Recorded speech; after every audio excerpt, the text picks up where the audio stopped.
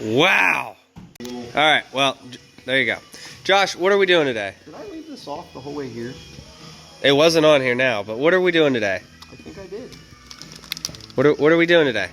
Lift pump spring, and I'll do this, the better overflow valve. And why that one over the adjustable one? Just out of higher fuel pressure. So that is 32, and this should be up to 45, if I'm understanding. No idea. So this goes in the lift pump to replace the lift pump spring. Did you do that little thing that goes up in here yet? What do you mean? No. I thought you said you were buying one of those too. The rack plug? Yeah, I did, but we're not pulling the pump today. You don't want to pull the pump today? We're grinding that down. I like how this is slowly making its way further and further down. No, I put it there every time. Oh my goodness. It wasn't there last time. It was like up here and just, yeah, oh well. So you're going to pull the lift pump off. No. You should pull the lift pump off to do this. Oh, I see what you're saying. I would pay to see you do that without. Pull off the lift pump? So, if you guys have seen my videos where I pull mine to clean up, this is the spring that's on the inside of the lift pump. And they're a pain in the ass to put in, especially on the truck. And this one is a world stronger than what he was pushing against. The fuel pressure of this truck is going to be insane. That's giving her some beans. You're going to really kill the diaphragm in this thing. That poor lift pump's going to probably explode. They're cheap. Ah, man. But yeah, no, I definitely think you should pull it off. All right, what are we doing besides shorting battery terminals? Why don't you show the world your nice little... Oh, my. One side, that's going to be permanent. There you go. That's all right. All right, what are you trying to do? Remove a lift pump, apparently. I'm not sure how quite yet. Oh, it's easy. So if you guys can see right down in there, right there is the lift pump. There's a line on it, and then there's a line on the top. You got to take both those lines off. And then it's two 10 mil bolts to come out. All right, so Josh kind of sort of gave up. So what I'm going to do, you got to pull this line off right here to the fuel bowl. Pain in the ass, but this is one of the lines that need to come off. There you go. So this is the line that goes into the fuel bowl. Once you get that, you gotta pull that line off from the heater. Oh, these are gonna suck because this still has the fuel bowl heater in it too. It's gonna suck ass. All right, so I got it out. It's all like, I don't know how I'm gonna finagle it out of there, but it is out. It's right there, just chilling. So I'm gonna try to finagle it through here, and I'll show you what we're doing. And I'm probably gonna try to get him to delete the fuel heater. It's not like it's plugged into anything. So they're also a restriction too, according to the internet. I never had one on mine. All right, here is the fuel heater with the fuel bowl. This is what you always pull off. All this off here to clean the screen out, so we'll be doing that as well. There's a washer somewhere in there, so. But there you go. Like I said, I'm going to try to get him to delete this guy here. You're the fucking pro. Josh is trying to get his thing off. What's your plan? It's not how you do it. What do you mean it's not how you do it? Get a wrench. No. So, he's basically got to take this off first, and then we can unscrew that, and then a big spring's going to fly out. Can we talk about how big this is? Yeah, can we also talk about how it says it's drop forged, but it's in China? It says China on the other side. No, it says China on the other side. This is the side we're looking at. Aww. China. Here's that screen you guys are supposed to clean. His is actually in pretty decent shape. So, yeah, if you don't run oil, you don't have to worry about this clogging up, I guess. There's probably a strainer in the tank on these. I don't know. All right. I'm gonna hold on to that. Should fling a little bit. Oh. Yeah. So here's the factory spring that goes in there. That also gets gunked up in there. Here's the aftermarket one. So here's the comparisons. Yeah, it's not. Now, doing this in the truck and like having to pull this out to clean the screen and everything, that's a pain in the ass with the factory spring. Here's the difference. Let me turn that light off. There you go. Here's the difference. Also, yeah, so this one's pretty brutal. So it's longer. now let's try to get it in there.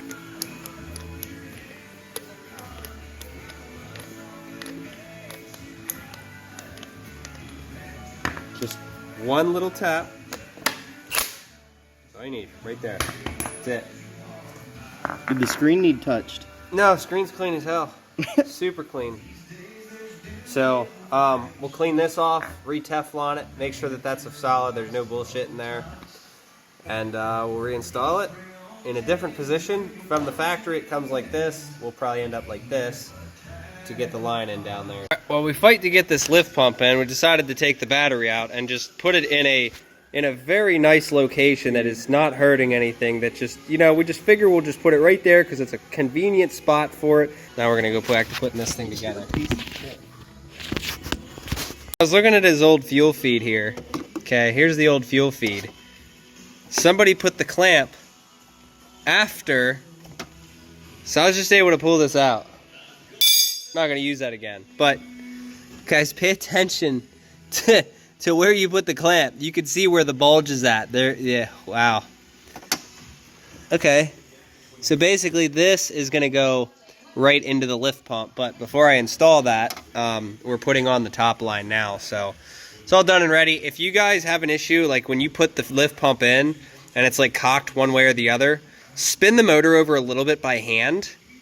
And in our case, it was too far under, so we spun the motor over and it straightened it up a little bit, and then we're able to screw it in the rest of the way. It's all torqued down, all good. So just keep that in mind.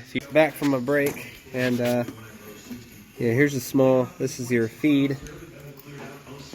Trying to get that guy off. It twists and everything, but... Alright, temporary fix. What do you mean? I mean, turning. So we're just reusing that one fitting as like a temporary. We're gonna go get the proper one later, but just to get them on the road to make sure everything works. Well, if it's not turning, yeah, just go get a bigger. You'll want a bigger clamp on that. So we'll get that stuffed on there. Then once he goes to the store to get the correct one, we're gonna cut this hose back a lot further, and then we'll run it into this because that's what Cummins seems to do. If you guys can see if I can show you right down in there, right about there. See that?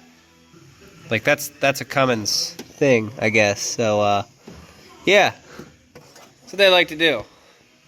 So we'll get that fixed correctly once he goes to the parts store, maybe later. I like to short these battery terminals together. Yeah, these are definitely a pain in the ass. I mean, I know that you were told it can be done in the truck. It can be, but it's definitely a pain in the ass. And then if you don't cross thread it. In a third gen, there's so much more room in here. Like these guys use metal. Like this is a metal inner fender liner. On the third gens, it's all plastic. You just take it out and there you go. You can work on it. I'll tell you what, I've learned something here in the hot shot game. All right, resale value does not matter. And if you're somebody that just wants to get rid of a truck and you're not in a hurry, well, when you're done with the truck after it's got 600,000-700,000 miles, just part it out. You know, it's paid off anyway, right? What? All the things. Part them out. Part out everything, because then I don't have to worry about people bitching that I'm asking too much, or in general, just part it out. Microwaves getting old, part it out. Batteries on the concrete, part it out. So that's what Josh, how much work do you think you did on this today versus what I had to do? So I've done everything and you've done like 5%, you'd say. You think that's a fair guess? 5% about what you did? Yeah. You shoved a clamp and a hose? Yeah. Probably not right. That's good. Expect you to just... Yeah, let me do this, Josh. They're a pain in the ass. Yeah, it's Come just. Here, son. Look again. Now, what you're gonna do is you're gonna shove that on the lift pump. Yep. Don't forget, there's a flashlight down there. So we'll be honest here. So you guys wondered, I don't actually ever do my own work, and Josh doesn't either. So we actually have somebody that comes in off camera and does all the work. So when you see me doing time lapses and whatnot, it's kind of more so like. I just kind of like pretend I'm throwing stuff together, and then the final product, it just looks a lot nicer after it's done because the guy comes in off camera and redoes all the work that I just did. He is pretty expensive. That's why we do charge $95 an hour, because he gets about $50 an hour of that. But, you know, it's a way that we make some of the money back. And then Josh at the same time, like, we don't know what we're doing. That's why we hire people. But I figure, you know, now's a better time than ever to tell everybody that I do hire somebody and he is behind the scenes. Which is why we always do work here at this shop, because it's easier just to have the guy come in. You're gonna lie and say you overpay Enrique? The guy's name is Enrique. Okay, that's Josh exposed him, so. But yeah, so there you guys go. For anybody that, you know, hates me or hates my work, it was never my work. Enrique comes in, he does everything right. And that's why customers never have had a problem with my work, is because of him. And that's why I have a problem with my own work, because I'm the one working on it. So if that makes a lot of you guys happy. Apologies. Oh, okay. So while Josh is doing that, I know how you guys love this little 300. I've been looking at pocket bites. I kind of want to get one off of Amazon.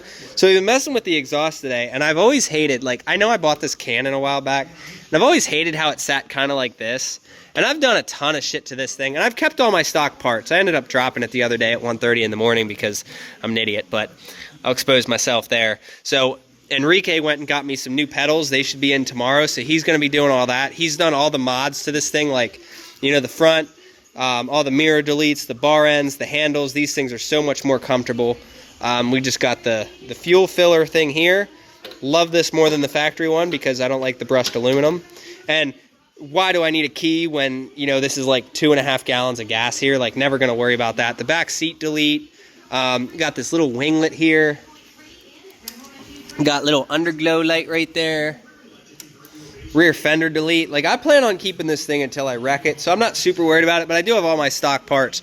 But today was a day where I'm like, I wonder if, oh yeah, I also got the cool little, the cap here, and then the cool cap here. But I was like, today I'm thinking, you know, why don't I just modify this exhaust to the point where it isn't able to be turned back to stock? Because I hate how this thing sticks up here. And that looks so much nicer. Like, how low it is and short it is.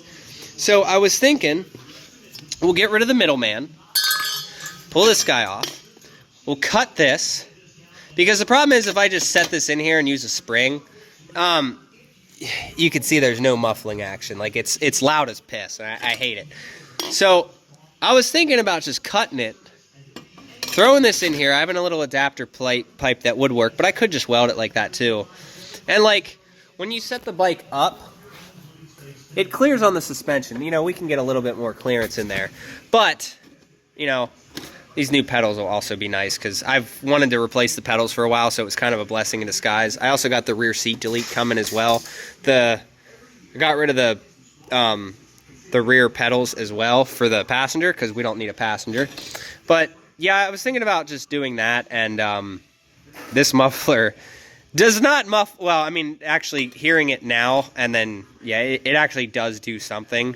But yeah, I would like it like that. I feel like that looks a lot more sleek. But this thing all in all looks good. Look at that. I know a lot of guys don't like it, but I don't know. It's definitely fun to play around with. I got these little guys here so I can put it on jack stands and stuff. I have the little alignment tool because I had to do an alignment on this every time you do the chain. It's good fun. So once that comes in, and then the frame sliders, this thing's technically done. Leave me some hate comments. How far did you get? Oh, is it done? Okay, you want to prime it? Make sure it's not going to blow up. Watch it snap the pump. Oh wait, you got to put that back. That battery's been on concrete for like 45 minutes now. Is it safe to touch? Do I need gloves? Oh man, you better put your socks on your hands. Fuck, this asshole left a AA battery there too. Oh no, don't put that on the floor either.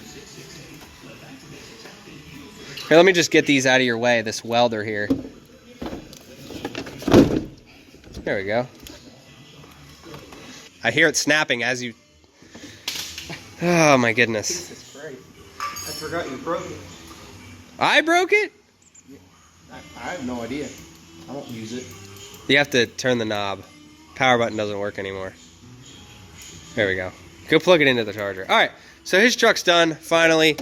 12-valve Cummins with a G. They forgot to put the G in here from the factory. This is supposed to say Cummins, but for some reason, I don't know, they forgot the G. Here's how it looks originally. Like, it kind of like sticks way out in the open, and it never fit with the factory hanger, which I got rid of anyway. But like, it could be like this, all the way up and out, or does it look better like that? And see, this kind of matches the body line because it matches right here. It's sleeker. Does that not look better? No. No. No. Not a fan. Try this little thing. No, then it sounds like ass. I've run just that. 300s just sound like shit straight piped. See, I kind of like that more. It's so ungodly loud. No. I don't like that. I don't like this muffler. It's just kind of ugly. Well, it was $20, so. Yeah. That's what I like about this. The 300s are so cheap to maintain. It makes me happy, and I get enjoyment out of... I don't like this muffler, though. But it does shut it up a little bit. He's going to attempt to fire it, and he didn't even fucking prime it. Are you going to prime it? Or are you going to put the tools away first? I'm going to put a couple of my tools away, and yeah, then I'll get those too. I have a ratchet. So one thing I really don't like about the 12 valves, which, don't get me wrong, great, reliable, cheap, like all of that. But there's so much to tinker with. The other week, he went and we did 4K springs. And we put the screws back exactly where they were. And now his idle is not nearly as strong as it was. So with doing that, every little thing you do makes an adjustment. So we need to adjust his out one click on each side and then readjust the idle. But that's the one thing I never liked about the 12 valve. Like, that is the only thing. Mechanical everything is great, it's reliable, but you're always gonna be tinkering something. Wow. What do we want? This... Oh, that was the fucking... Oh. Yeah. Oh, goodness, Josh. You are lucky as shit that there is nothing coming. Wow. Do a pre-trip. I have been so lucky never to have that happen to me. That's like the third time. I almost did that. Third time? That's the first time I actually did it. Yeah, you got really, really lucky. Holy fuck. Because before I ever start an engine after working on it, I always check. I thought that was the lift pump detonating. No, but... I knew it was that. Wow. Yeah, that was brutal.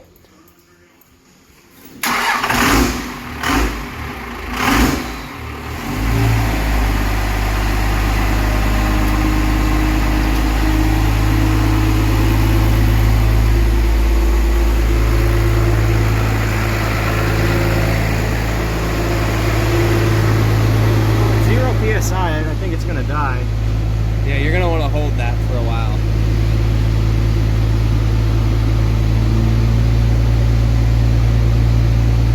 Surprised it's not dying. Actually, I'm willing to... So, Enrique put this whole thing back together, and now it kind of starts, but then it doesn't, and it's not building any fuel pressure. So, maybe it was I who did all this work. Who knows? No, I saw it. You're right, Enrique. Like so what we're gonna do, how I do it if mine doesn't want to start, is I will undo the fuel filter as just enough to get, you know, air out. We'll prime the pump all the way until fuel starts coming out of the fuel filter and drenching your hand. And then we'll tighten it back up, reprime it, that way all the air is out of the system. That's how I do it. Now you can also always crack these lines, but, you know, it's unnecessary, you don't need to do it. Glad you got a new hose, dude. That's fucked. I got another one. Yeah, oil does not do great for rubber hoses. I have primed this hundreds of times. My arm is about gone. Oh yeah, there's no... You can hear that. There's nothing. There's nothing. You're not getting any fuel yet.